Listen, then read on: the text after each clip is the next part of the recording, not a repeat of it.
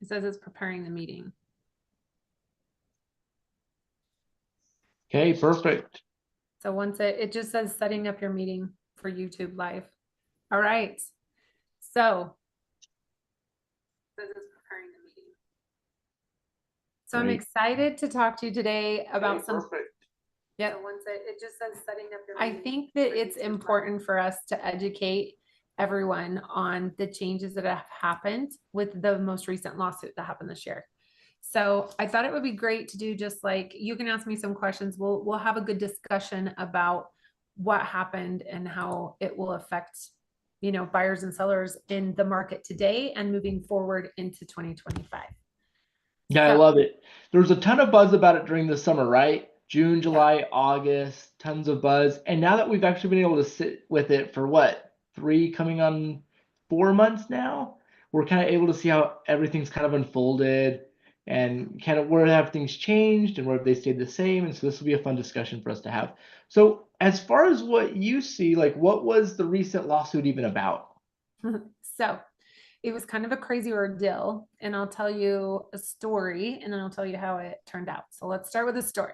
This is what happened. There was a lawyer, and his whole life he dreamed about going after the real estate industry. He wanted to nail them to the wall. He thought that real estate agents just made too much money and he didn't like the compensation. And so he dedicated himself to lawsuits where he could figure out a way to just get us, right? Get the real estate agents. So he worked up the perfect storm. He had the perfect team in the perfect state with the perfect jury, and he was able to have the right client, all the things.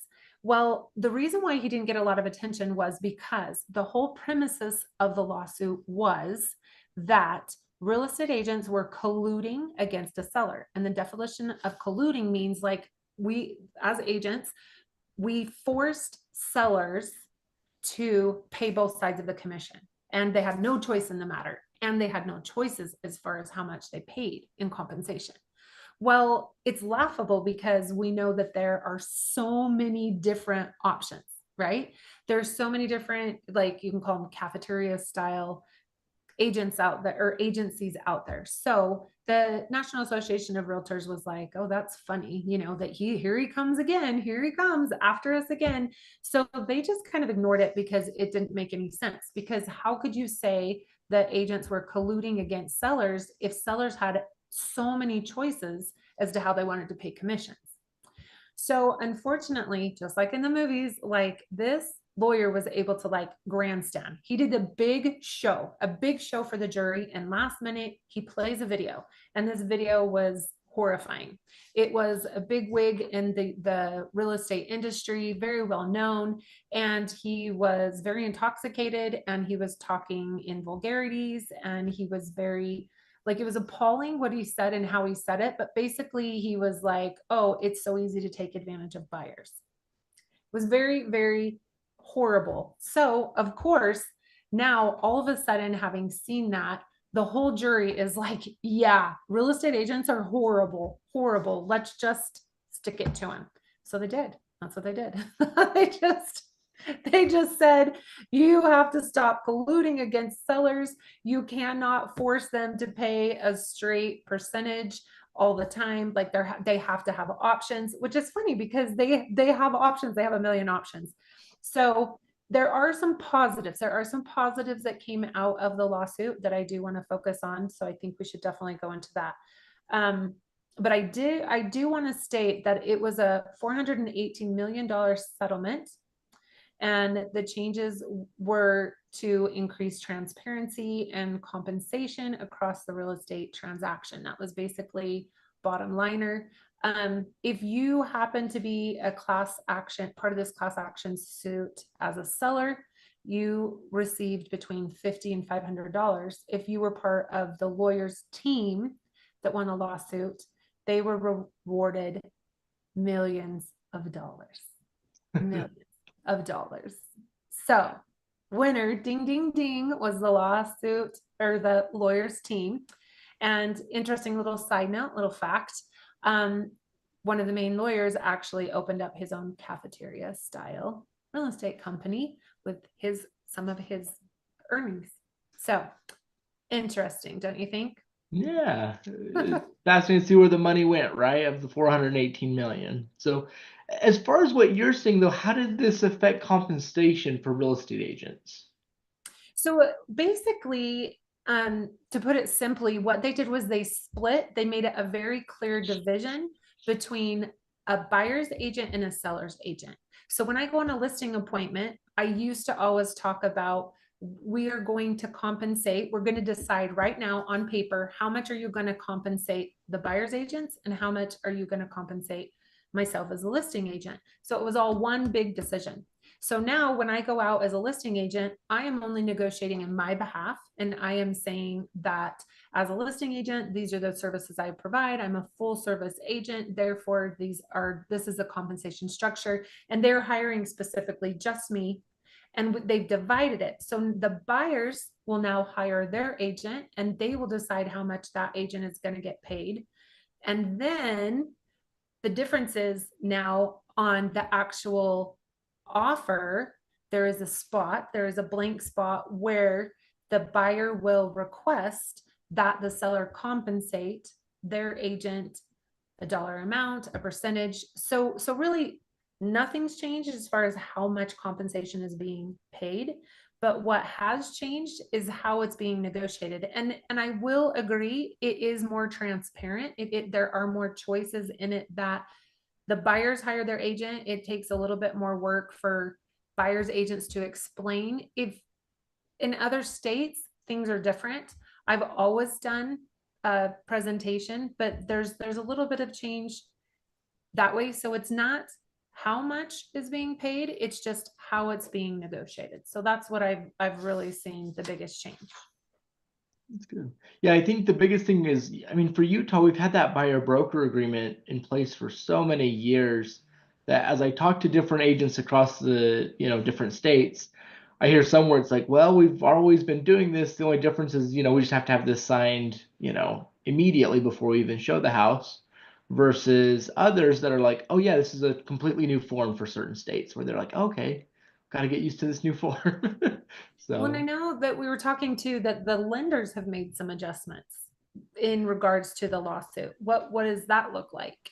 Yeah, so like previously we'll just go over conventional loans because that's probably the basic one to look at. But previously, a seller could only contribute 3% towards costs.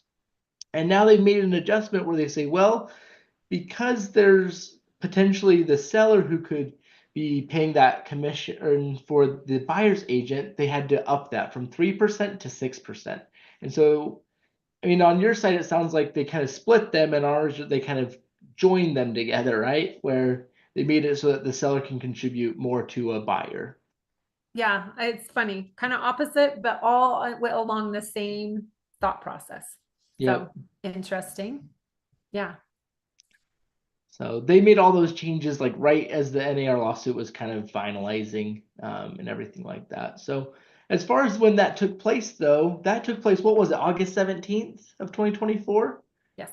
And I'd say Yep. within a week, all the different VA, FHA, conventional, they all made those changes too and said, okay, we're seeing that this is changing. We've got to make this so there's not a hole in the system. Yeah. So, Yep. and then as far as with the new system, what are we seeing buyers being required to do? So it's interesting because for me, like since I started 18 years ago in real estate, I've always worked with what we call a buyer broker, which means that when a buyer wants to work with me, they will hire me. And I explain to them what that looks like. This is the compensation, you're going to hire me. And the difference with my clients is the timeline because I work mostly by referral. And so the majority of times when my clients come to me, they already have at least some trust there because someone they love and trust and know has referred them to me. But I really am a people pleaser in that I want to take them, they call me. A lot of times they call me and they're like, oh, so and so referred you to me, and we have this house we want to see, or we have these few houses we want to see. And I would always just appease them and be like, let's go meet. And then afterwards, let's make sure we set aside 30 to 45 minutes so that we can go over the process. And so I'd show them a house, two, three. Then I would do the whole presentation of here's the buyer's process and this is how it works. And then I would say, and do you want me to be your agent? And then they would hire me at that point. So I've had to shift my timeline. So if someone calls me now, either we need to do a Zoom and go over the buyer's presentation ahead of time, or they need to go ahead and just sign the hiring agreements because I can't open a door legally anymore without being hired. So that's Right. the main change that has shifted for my clients. Now, in other states, to be clear, outside of Utah, which is the big piece of the puzzle for this overall lawsuit, was they were not working with buyer brokers.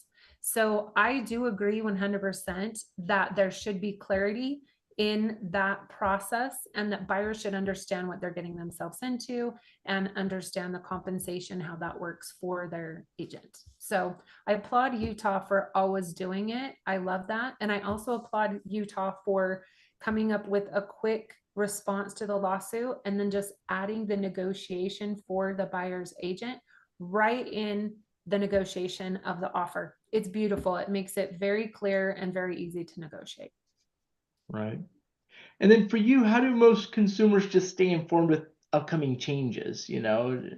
What's the best place and best source to get that information? So obviously, I think that it should be a reputable source. I think that it's important, like the National Association of Realtors is the one that has really driven the bus. That's where I go for my information.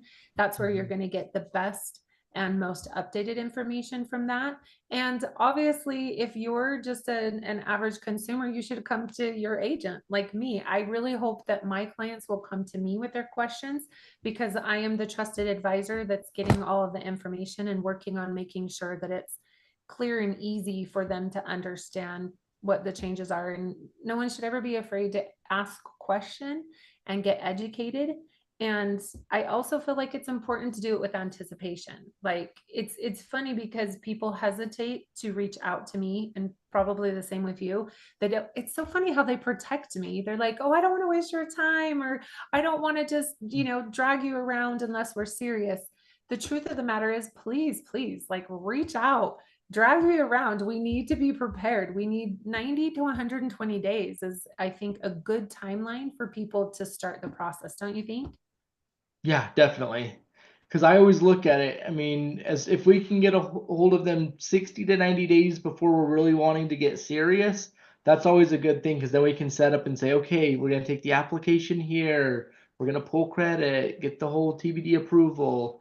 That way, 30 days before they want to start looking, all their ducks are in a row and, they're just informed and have the time to make the best decisions.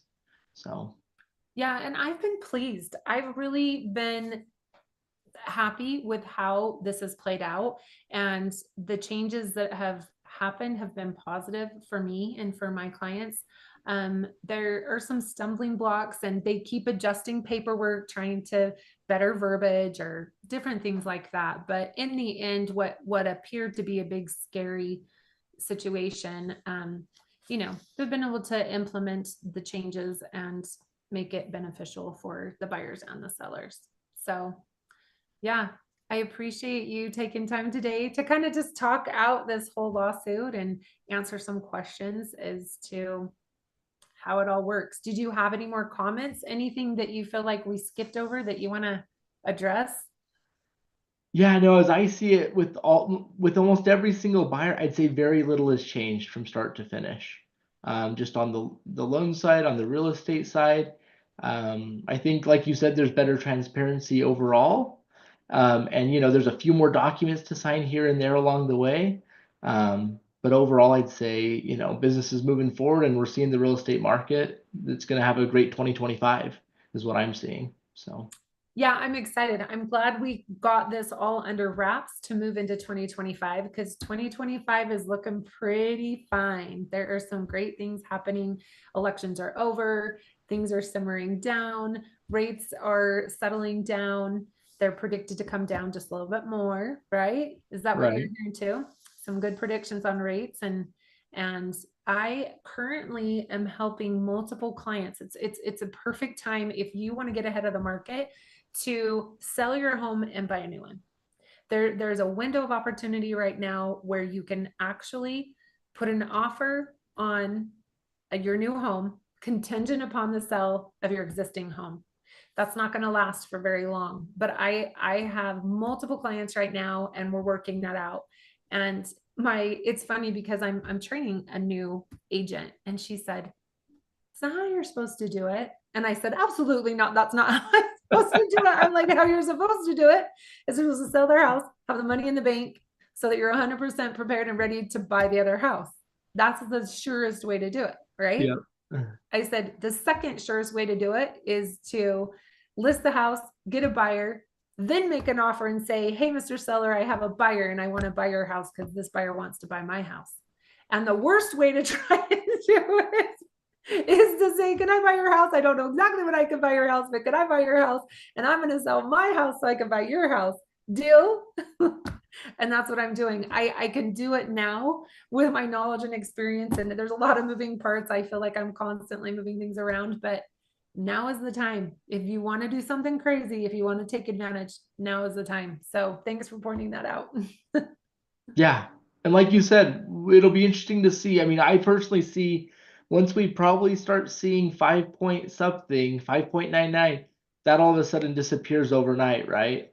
Yeah. And so it'll be an interesting thing to see this coming year. When do we hit that 5.99, And the market just heats up enough to where, you know, just certain windows will start to close and people will say, okay, I've got to go do it more conventional way or, get my house under contract first and then go shopping. So, Well, and I appreciate Trump is really hitting hard the new construction, trying to help out developers. I've noticed in Utah, you either have low end, so you'll have like condos or townhomes geared towards first time buyers, or you will have higher, like over $1 million properties. Like in new construction, you can find one or the other, but that middle where the bulk of the people need, it's hard to find your new construction. And new construction is what supplements the market and supply right. and demand. We don't have enough houses for buyers. And the reasoning is that the the builders need to be they need to be incentivized and they need the building codes to be a little bit more lenient, make the process a little bit easier, less time consuming, less constrictive. And Trump has already set in motion some different programs, some different things to make that work smoother. So I'm looking forward to seeing a little bit more new construction supplementing and that helping our market because it really is needed. We do need more inventory. We do. Well, and another thing I was reading just today, it was on KSL, but Utah was the fourth state or the fourth highest state in population growth this year. Yeah. And so we came in Yeah. at like 1.8% year over year. We tied with Texas, and the only two that beat us out was DC and Florida. And so as I Wow. look at that, when I read those headlines, I'm like, okay, like Yeah. what does that mean, year over year, right? When you Yeah. see we're number 4 in the nation, it's like, okay, they've got to continue to build. We need these Yeah. builders to just keep, you know, building condos, townhouses, single families, all that stuff, just so we can, keep up with the population that's going to be in Utah. So, Yeah.